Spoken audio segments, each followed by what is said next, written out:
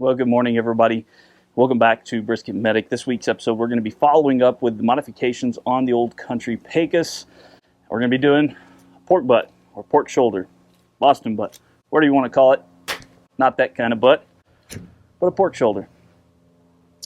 Today we're going to be using, like I said, the Old Country Pecos. That last brisket cook that I did, it was so freaking windy. I don't know really how the modifications were working because the amount of work I had to put into that cook with 30-mile-an-hour sustained winds for over 10 hours of the cook.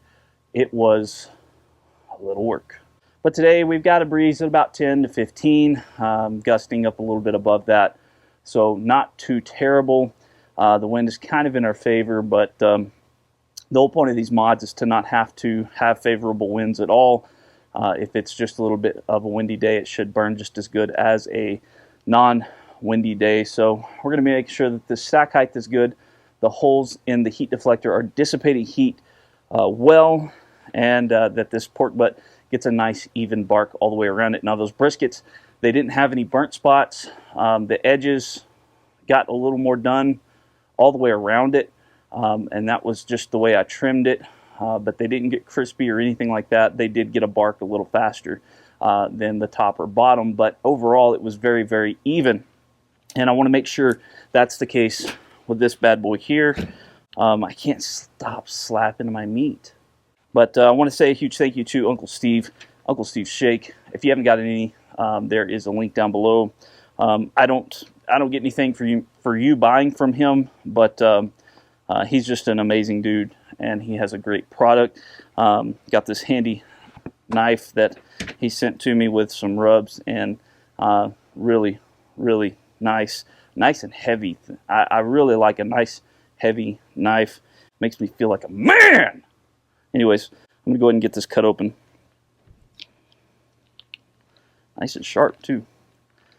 I like cooking a bone-in pork butt because I like to cook a bone-in pork butt for multiple reasons, not just because of the flavor that the bone always adds on there, but also because it helps keep this thing pretty uniform in size and shape during the cook. When they take the bone out, it tends to kind of fall apart and want to unravel. Now, as far as trimming goes, we're not going to be doing a whole lot. There's just a little loose piece right there. That was definitely going to burn. I mean, everything else is going to pretty much stay exactly how it is. I know guys that will score this. I don't like to score it. I don't know why. I just don't. I just don't score it. But we'll be cooking this just like a brisket fat cap up in the smoker. Now, we're going to be taking and shaking a little bit of Uncle Steve's competition pig powder. This is Daddy Dutch approved. Uncle Steve is down in the Houston portion of Texas, and then Daddy Dutch is way, way, way, way up in North Texas, you know, right around Idaho. Get you some competition pig powder. I love this stuff on pork butts. Today we're going to be burning a combination of post oak and hickory, and I'm also going to be using two different sizes of splits to see how this new configuration on the pit likes to burn. Split size makes a huge difference in how you can manage your fire and heat management and consuming fuels. So if you're trying to keep an eye on how much fuel you're consuming, the size of your splits really makes a difference in that, because you can be more efficient and effective when you get the right size split for your pit. After I get this coated on every side, now this is a huge piece of meat. Don't be afraid to get a lot of flavor, a lot of seasoning on it. Make sure you hit all the sides, or these dudes are going to be getting after you. I don't have a whole lot of this one left. It's time to pop open a new bottle that I bought from Buc-ee's. You can get this stuff at Buc-ee's. Pretty awesome. As if Buc-ee's couldn't get any better. So I'm just going to finish it off.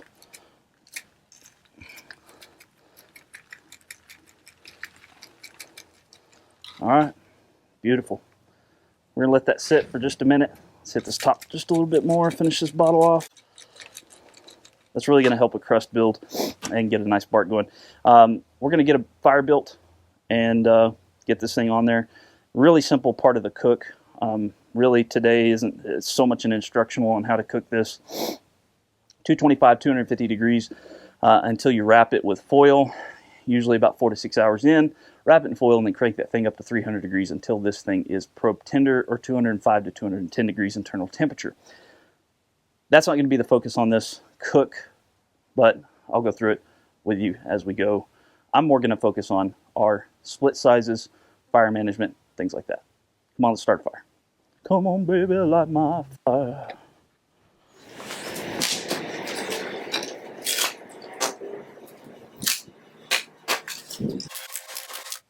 Generally, when managing a fire on a stick burner, I would take a split of post oak or hickory, whatever, and it's usually 2 to 3 times this size, and split it 2 to 3 times till I get something about this long. Now this is roughly 14 to 16 inches long, about 3 inches in diameter or so. But I'm finding that this pit either really likes it very, very small or very, very large.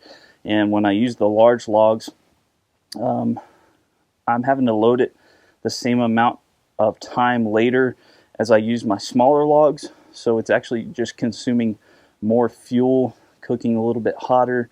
So it's really not, it's burning just fine, but it's not exactly great for fire management. So I'm taking this cook and I'm splitting my normal splits in half. And I mean, that's pretty small. That's not even 2 by 2, about 14 inches long.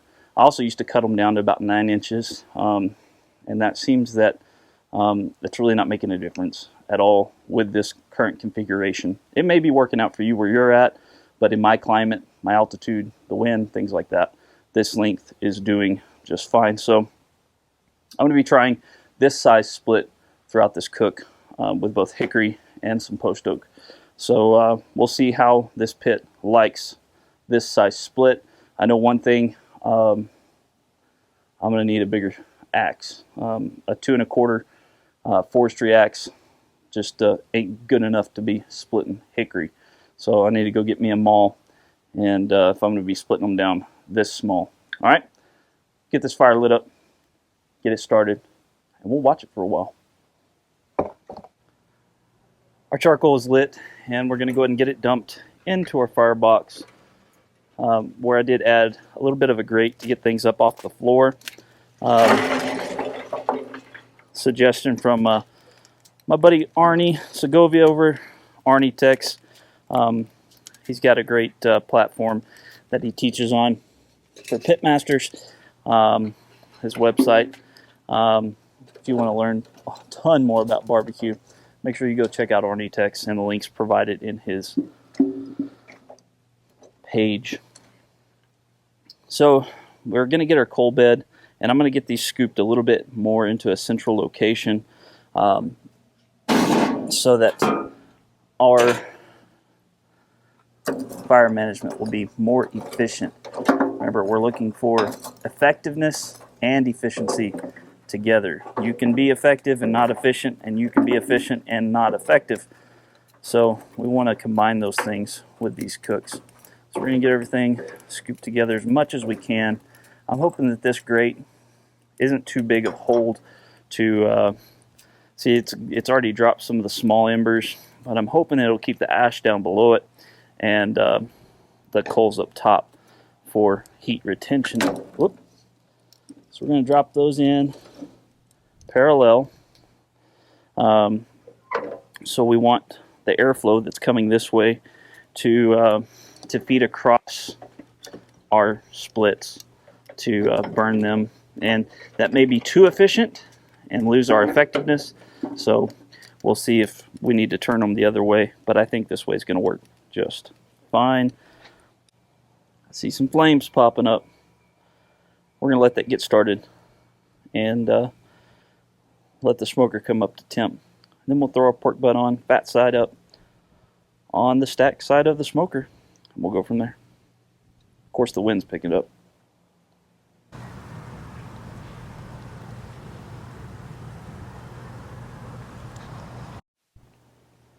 as the smoker gets up to temp, I want you to notice that there's a little bit of backflow and things going on, but as this heat energy flows through the pit, as this side of the pit, as the smoke chamber starts to heat up, that energy and air movement is going to start flowing the way it should be.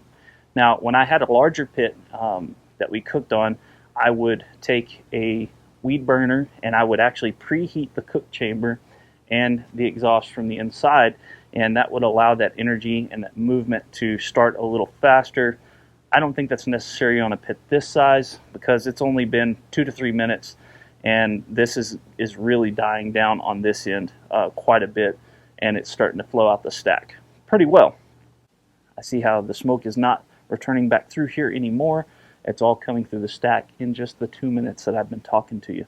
Let that energy flow through your smoker, and I'm hoping that that heat deflector and exhaust mod is helping that energy convect through there and out the exhaust evenly through the smoker.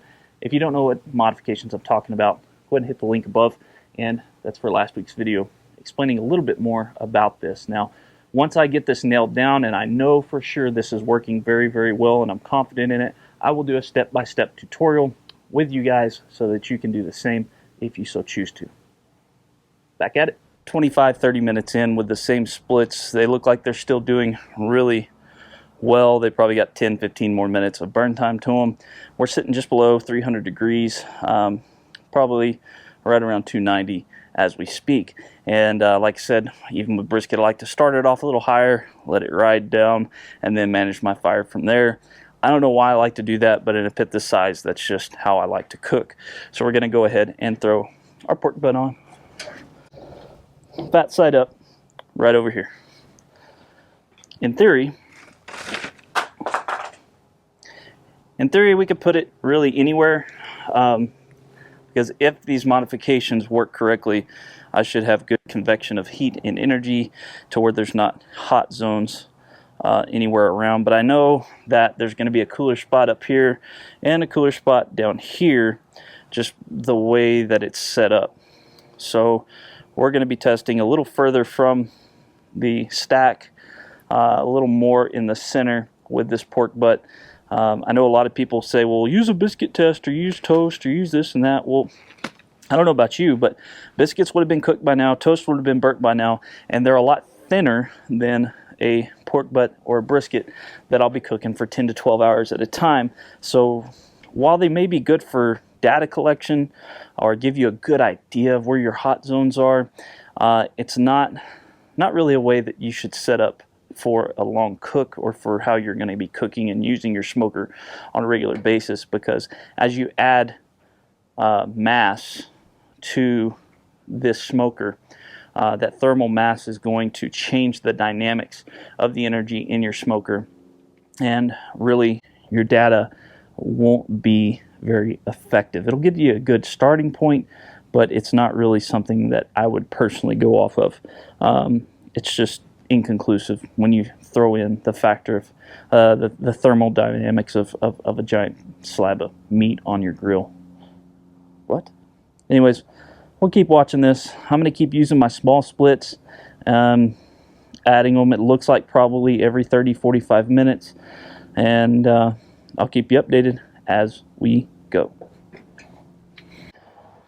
Alright, for our 1 hour update, it seems to really like this size split. It's burning extremely efficiently and effectively. We're staying right around the 250 degree mark for an hour straight, and I've only added 2 splits since the original. So we started our fire about an hour and a half ago.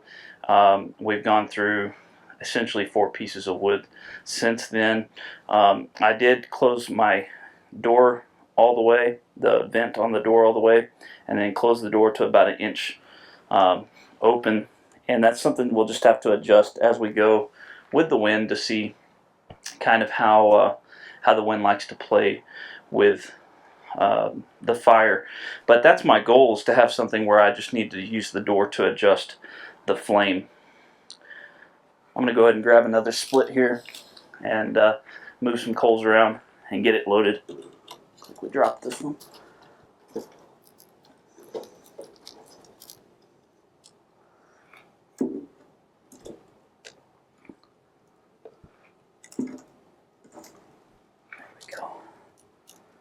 burning nice and hot.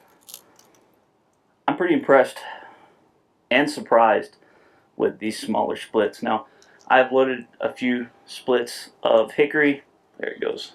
A few splits of hickory and a few splits of oak, just to kind of mix up the flavors a little bit.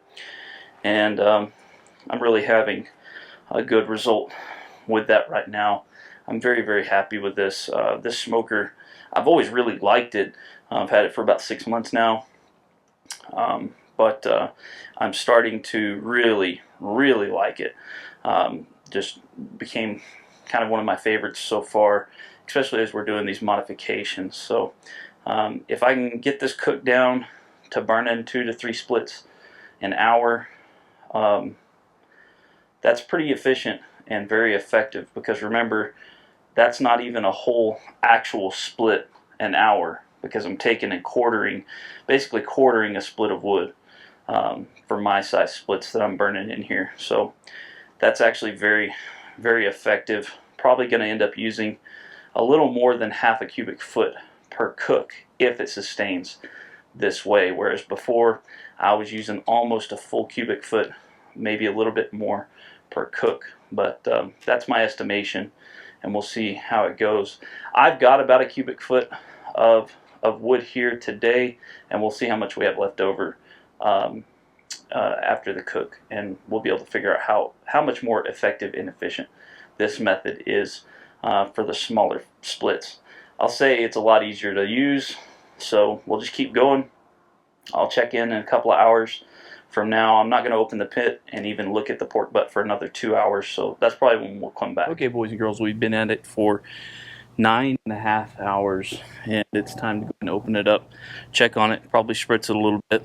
We did crank it up to 275 to 300 from that 250 mark that we were doing. I did just add another split on there, so it's hanging out right around 275 for now. So we're going to go ahead and get it opened up and take a look at it and see how that fat is rendering, and see if it's time to wrap yet. Immediately I notice a split in the fat on top of the cap here. That tells me that this fat is rendering down very, very nicely. It's starting to build a really nice bark. This area right here could use a little bit more help on the bark area, but that could be because of the spritzing hitting that area a little more than everywhere else. But everything else looks really nice. It's feeling nice.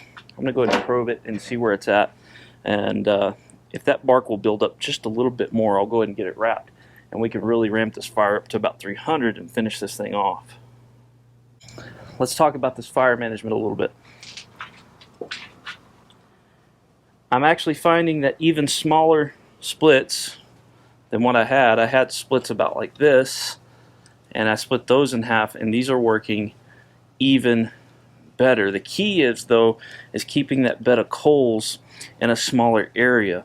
If I throw 2 of these smaller splits in there instead of one bigger one, and I'm able to kind of put it on the sides of the coals, on the embers, and then when I add new ones in between it and so forth, kind of back and forth like that, I'm able to keep the coals in this centralized area, and I'm not needing a big fire at all. In fact, if I want to crank this up to 300, I'll just put a 3rd split on there and open the door just a little bit, and it'll get to 300 very, very quickly, and these are lasting about 20 to 25 minutes. And we'll go over some calculations that I've done about efficiency as far as the fuel, and we're running a lot more efficient than before. So I'll see you then.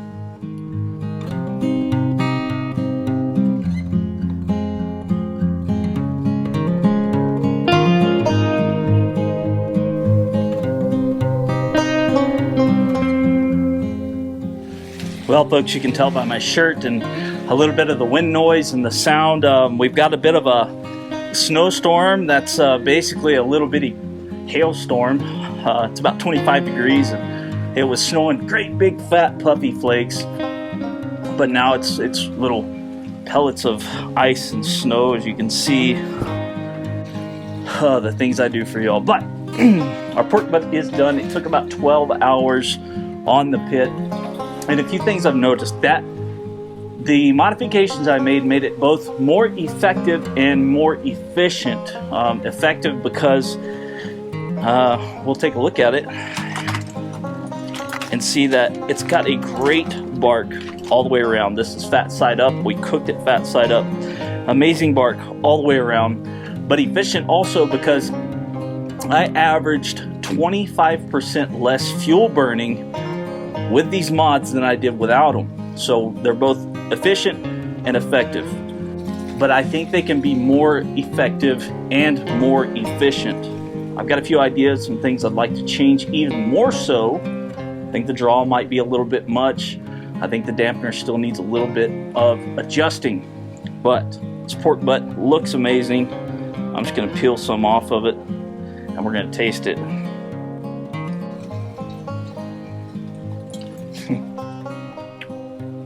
Tastes like a delicious pork butt. Can't go wrong. Thank you so much, guys. Make sure you like, you subscribe, you ring the bell so you don't miss anything, whether it's modifications, briskets, different competition recipes, burgers, whatever it is. Make sure you don't miss anything. This is actually New Year's Day when I'm filming this, and Happy New Year's. This will come out a few days later, but it's cold. Love you guys.